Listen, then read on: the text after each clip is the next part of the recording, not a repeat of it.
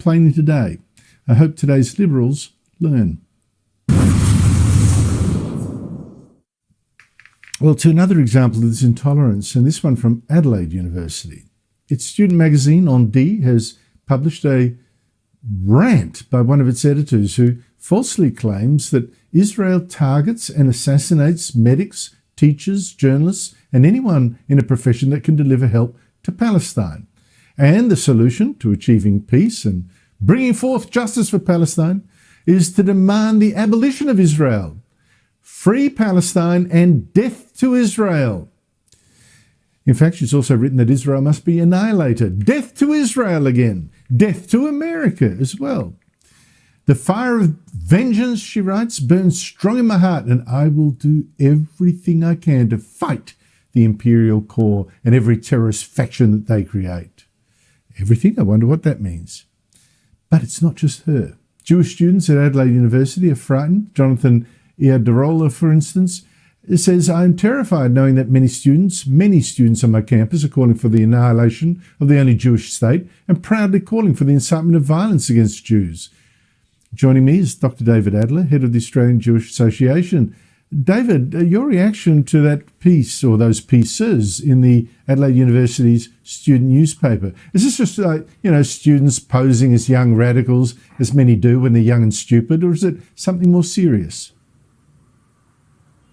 I think it is something more serious, Andrew, and I think all reasonable people in Australia should quickly reach the view that there is no place for this sort of thing in a liberal democratic country.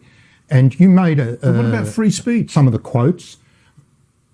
Free speech is fine to the point of not inciting violence and hatred against an individual or race of people. I'm all for free speech as well. But let me give you a further example from the writings of this young Muslim woman, Habiba Jahguri, I think her name is. And she refers to glory to the Intifada. Now, the Intifada is a program to kill Jews through acts of terrorism. Inshallah, it will be merciless. So this is way beyond the normal boundaries of free speech. This is embracing and advocating and supporting violence, which in recent years, unfortunately, has taken the lives of many innocent people. You also alluded to, and let me just extend further, that this is not just directed against Jewish people. This is directed against our system of government. So here's another quote. It's a beautiful day to nurture your hatred for capitalism, the declining West, and the patriarchy. So we here have again the conflation of Islamic extremism with hard left to attack.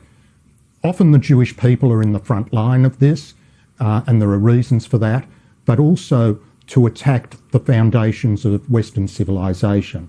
So this is serious. This is a person of influence in one of our universities. This trend is not confined to Adelaide. It exists across a number of our universities, but this is a particularly ugly example. It's weird. I mean, here she's got this hatred of Western, the decadent West. In a sense, she proves herself wrong, but also us stupid by enjoying the privileges of an education in the West, and also access to a student newspaper that which she can publish her views. How stupid are we to allow a university student newspaper to be a vehicle for this kind of almost genocidal? I mean, is this genocidal hatred, a death to Israel? What else can you say? Yeah, and Andrew, public money is going into this. So we will be recommending to the university that if it is facilitating the payment of student fees to the student union there, that they should suspend the funding of the Students' Union until it adopts policies consistent with the code of conduct of a university. And recently, the South Australian Parliament passed a motion adopting the International Holocaust Remembrance Alliance definition of anti-Semitism, and that needs to be embraced by educational institutions as a priority. True. David, I'm always concerned. She should be free to express her opinions about whatever it is, Israel. If she thinks it's doing terrible things, she should be free to say that. But the incitement of what sounds to me of violence and, in fact, genocide, there comes a time when someone's freedom ends at the point, as people say, at the end of my nose. That should not lead to people fearing physical harm. And I think that's where the line is. David Adler, thank you so much indeed for your time. After the break, don't say I'm